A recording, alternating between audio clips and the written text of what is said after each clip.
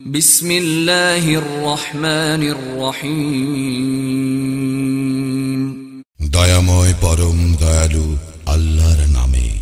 আলহামদুলিল্লাহি রাব্বিল আলামিন। সকল প্রশংসা জগৎ সমূহের প্রতিপালক আল্লাহরই। আর রহমানির রহিম, যিনি দয়াময় পরম দয়ালু। মালিক ইয়াউমিদ্দিন, কর্মফল দিবসের মালিক। ইয়্যাকা না'বুদু ওয়া ইয়্যাকা নাস্তাঈন, আমরা শুধু তোমারই ইবাদত করি, শুধু তোমারই সাহায্য প্রার্থনা করি।